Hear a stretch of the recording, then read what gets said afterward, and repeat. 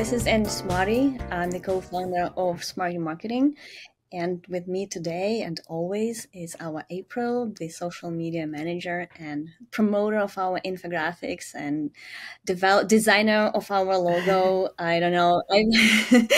But besides SEO, I've been doing a lot of fun stuff as well. I've been community manager, editor-in-chief for Search Engine Journal, founder of several projects, and now the co-founder of our coolest agency. I'm more than happy about that. And I have a newsletter on LinkedIn. Please check it out. It's on my page, on my profile page, and Smarty on LinkedIn. I do publish it every Tuesday, and the diverse topics, but usually it's something to do with SEO and or AI. Usually I try to combine the both, or we talk about some SEO trends and news as well, which is not as exciting, but still important. So please check it out. Today's episode, this week's episode was about marketing on YouTube, but not just marketing on YouTube. It's about using AI for marketing on YouTube. And I know that I'm keeping track of all the new tools, AI, generative AI platforms, and all of that. And I think the most exciting thing for me, which I find the most exciting, is actually what it does for videos. I think this is just the greatest thing ever, what we have to experience and watch, how these things, these platforms make it not just easier to create and optimize videos, but also there are so many diverse ways to use them. So today I'm talking about 5-6 ways to use generative AI for YouTube and video marketing. And I'm sure there are many more. So if you know of any, please post them in comments. I'm always looking for new tools to check out or new tips or new prompts. So this would be a cool digest for all of us, and we will all benefit from it. So with that, do check my newsletter because it has all the links of the tools that I'm going to talk about. And there are also some screenshots and fun stuff, so it's a good idea to check the article as well. Now, how do we use generative AI for video and YouTube marketing? First of all, several years ago, creating and publishing videos would have taken me a day, because it's not just creating a video. This is what we're doing right now. It's probably not the easiest part, but at least you could handle it with various tools and even camera on your mobile. It was doable. But after that, when you have to also edit the video, then you have to create a description for it, then a title for it, then share it everywhere. Then you would have to create some short versions of it to publish on things like Instagram and TikTok. So there were many ways, many things you should have been doing, and it was a huge project, and every video is a huge project. Now with AI, many of those steps are handled by AI, which I'm very grateful. And the first thing to do, and this is my favorite one, is to use AI to create video descriptions. This is one of the most underutilized areas of YouTube optimization. Not many people take advantage of that section on YouTube, and it's unfortunate because it's helpful for Google to understand what the video is about. Yes, Google can access the transcript and understand what the video is about, but transcripts just don't have keywords that Google would understand easily, and it's not as always that easy to pick out some topics that the video was about. Sometimes there was no voiceover. There are many ways for Google to struggle with understanding videos. And description is that area that Google can access, scroll, and take out everything that it needs to rank that video in Google Organic. And YouTube videos rank very well, and it takes pretty low effort, not much effort, to rank your videos on Google if you take advantage of the title and description areas of YouTube. Now, to write that description, and I think that YouTube allows like 5,000 characters in it. No one ever that I could ever remember used all of those characters for YouTube for YouTube section. Writing that description took time. Now you can just go to ChatGPT or Google Bard, now it's Gemini, and ask to create a cool description for your video. You can use your transcript for that, or in Gemini, in Bart, it was much more consistent. With Gemini, I am struggling with some of things that I was able to do with Bart. But in any case, sometimes you can just put your video URL there and ask Gemini to create a cool description. It could be takeaways from the videos. It could be a summary of the video, the most important thing that was discussed there. Then you can just edit it slightly, add some keywords, and put on your YouTube.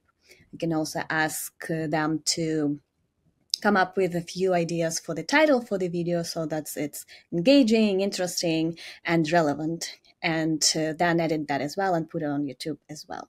So this takes now 1 minute, where previously it would have been probably 30 minutes or maybe even an hour, depending on how much you want to talk about in that description area.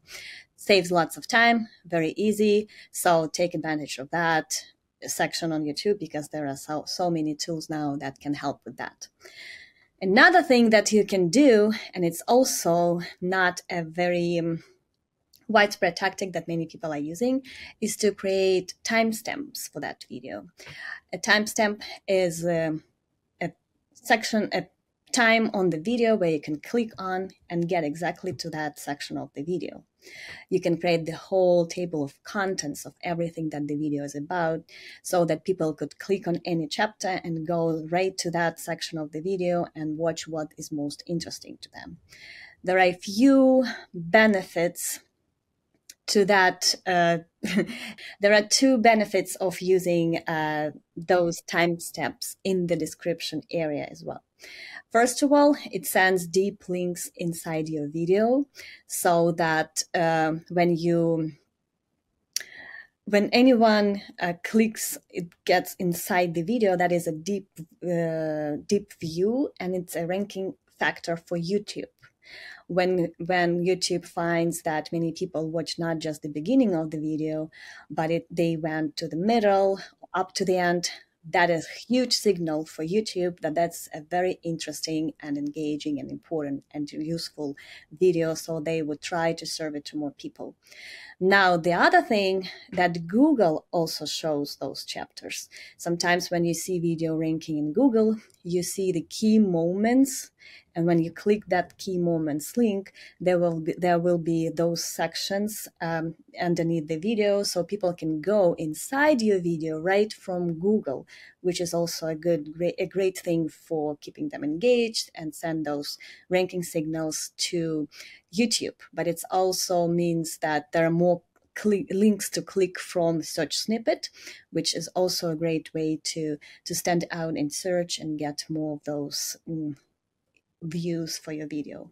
So to create those chapters also used to take a lot of time, because you have to go to watch your video, remember the time when something when you started talking about something else, and then you could just put those manually, find the name for the chapter. That is time consuming.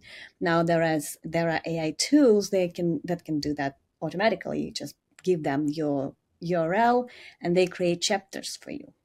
And one of those tools, there are a few, but one of those tools that is all about that, and it's very easy to use and not as expensive, is called Instant Chapters.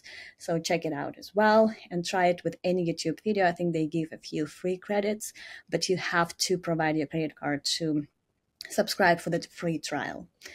Now, another tool that I found very interesting as well is called Hear the Web. And what it does, it creates podcasts from any article of yours.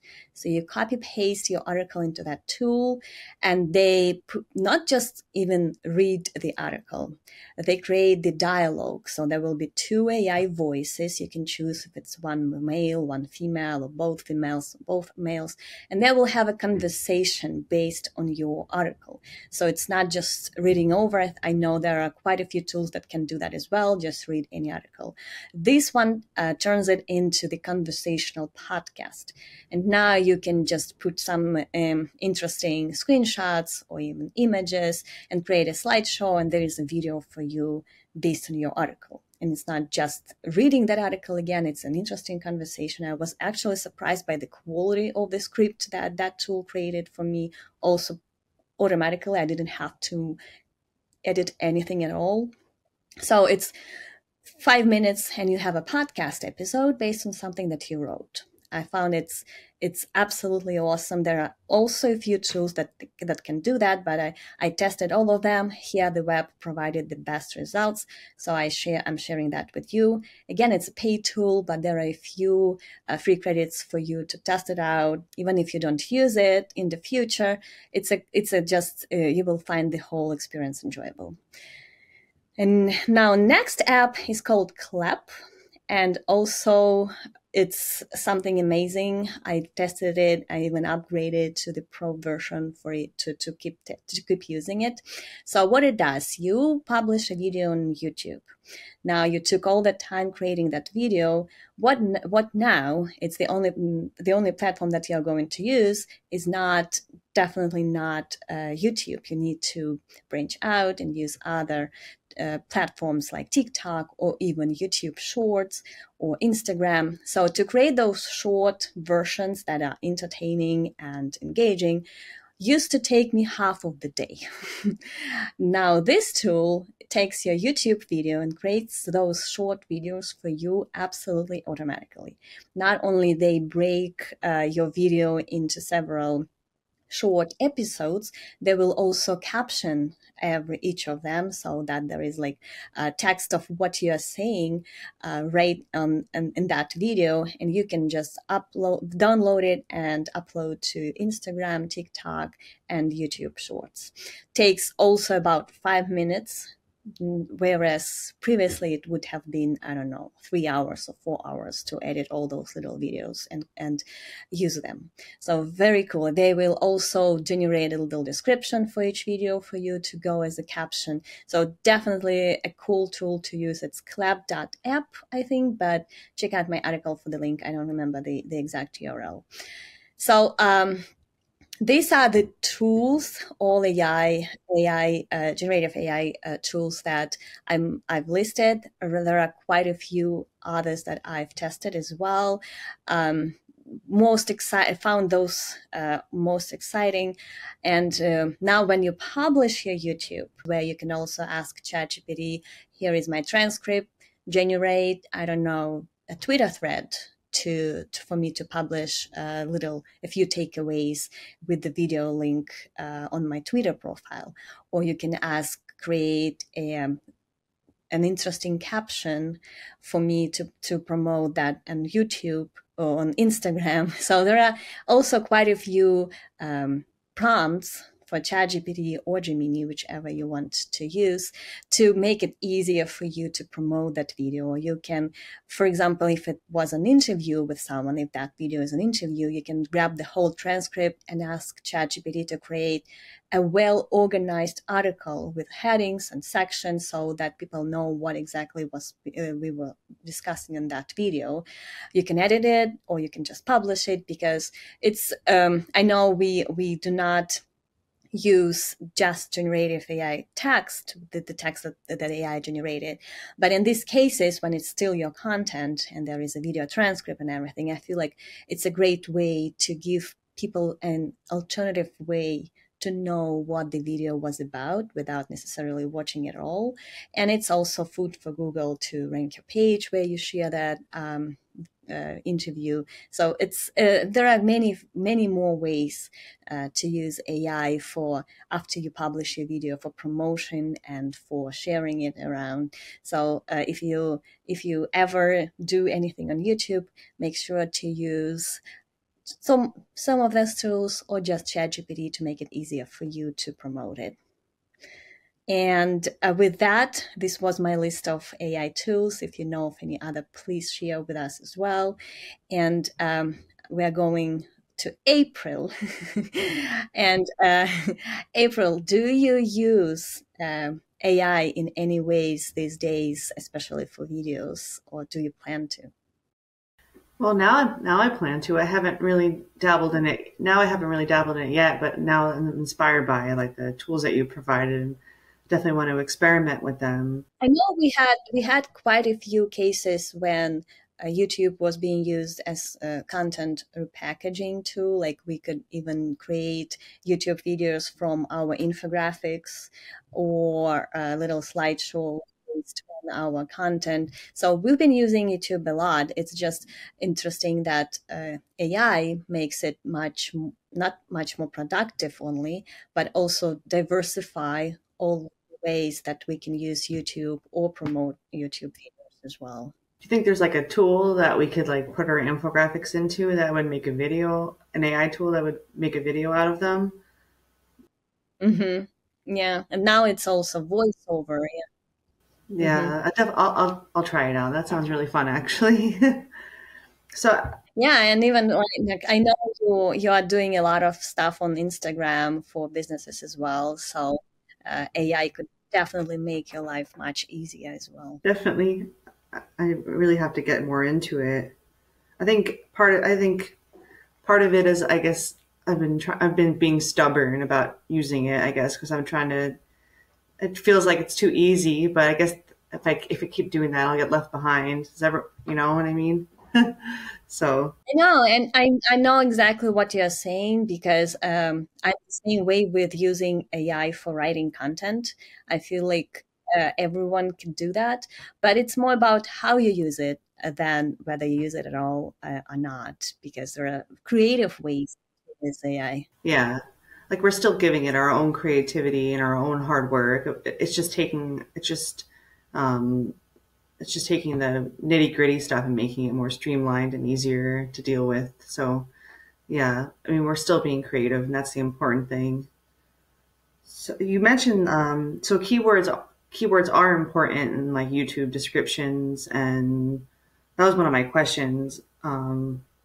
Yeah, I mean, one of the ways that we can generate views for any video is to get it ranking in Google. I think this is one missing step in many YouTube strategies that they forget that there are more sources for YouTube views. It's not just getting visibility on YouTube itself. I'm not sure if YouTube is much about using keywords per se. I think they have other.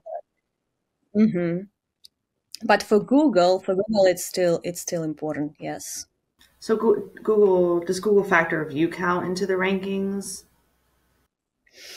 This is something I don't think, just because I've seen so many videos on Google that do not have many views at all.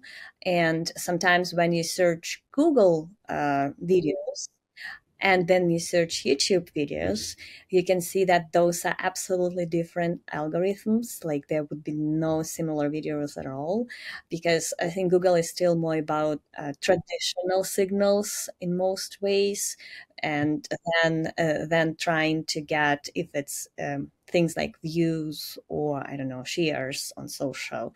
I don't think they factor that in, but I may be wrong. I'm not sure about that. I did rank YouTube videos in Google Organic with 0 views.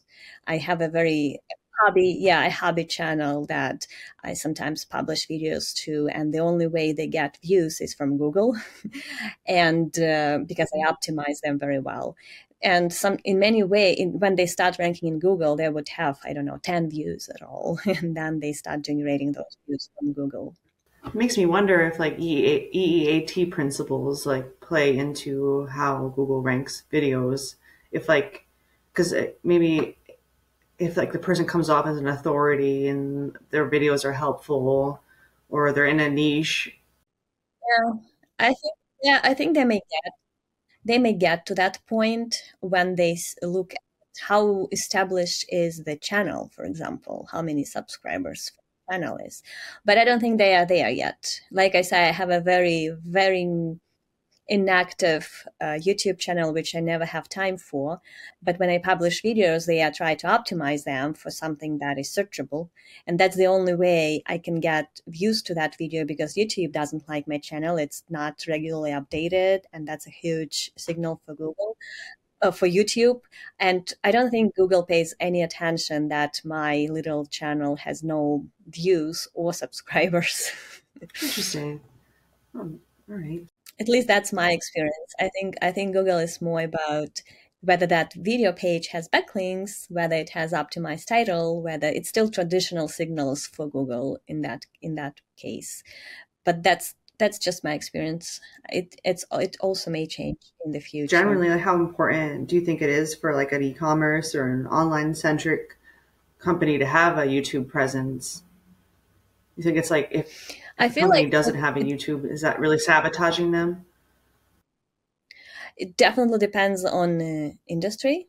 In some cases, it's very important when people search YouTube for reviews or for instructions on someone on using your software, for example, or when it's definitely in some industries it's a must. In some niches, it's more about a missed opportunity than um, hurting yourself.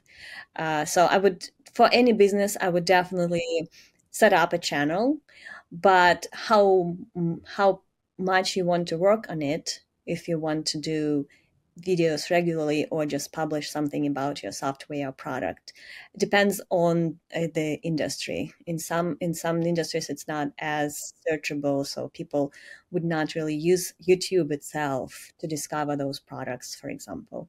But in some, I think it's a must. Do you use YouTube search at all? Like, how often do you search YouTube for something? Well, I do a lot of like workout videos on YouTube, so I use it. I use YouTube a lot for that, just searching YouTube videos that way. But that's really it. I mean, well, I guess I just use Google to search, and then if their YouTube video happens to come up, then I'll just go that. Yeah, same. I think Google is pretty good at understanding which search queries need videos for ranking. So if I need a video, Google would know and just show me that video in organic search.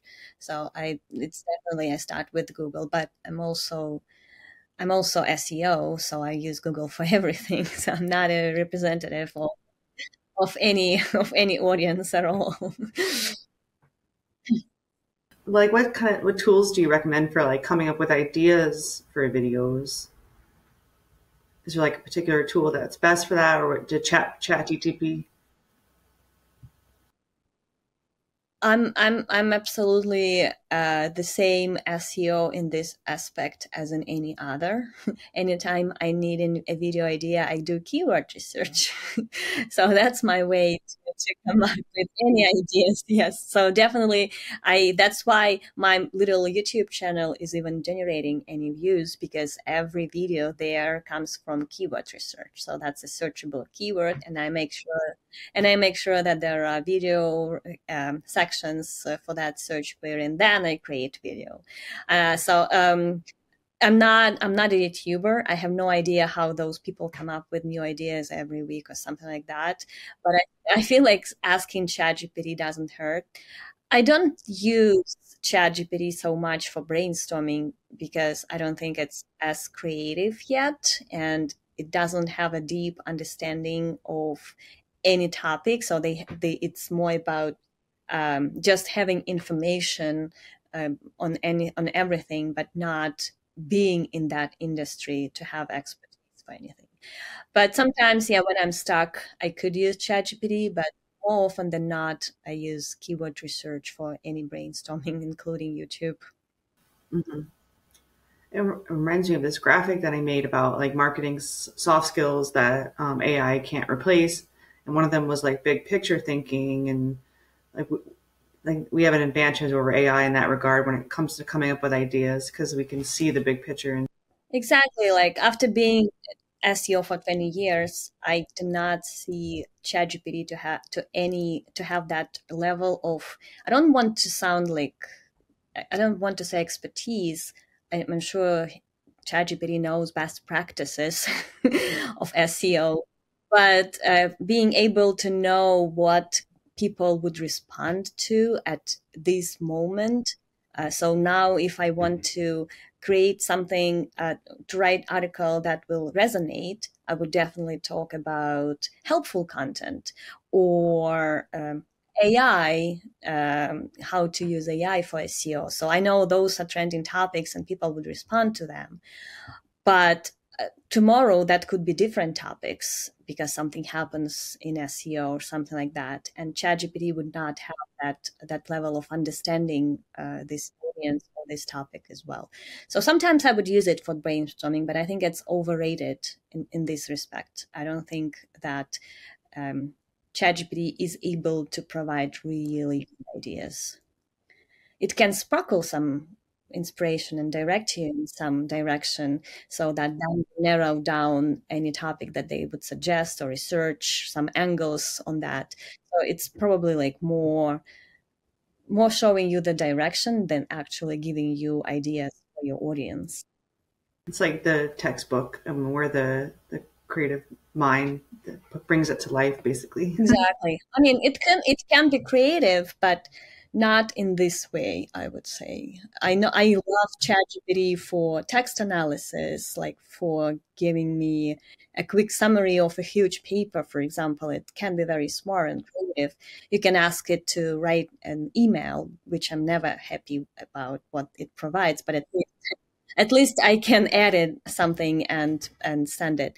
There are many use cases for ChatGPT, but for brainstorming, I was never lucky, especially with the topic that I know well. I'm more about finding topics myself.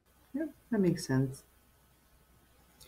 If you're watching this, if you will be watching this, please comment with your ways to use AI, ChatGPT, Gemini, any tools for videos, content repackaging, or any other ways you're using those tools. We always love new ideas, and I would definitely try what you will suggest to us. Thank you so much for being with us, April. Thank you so much for the company, and we will see you next week.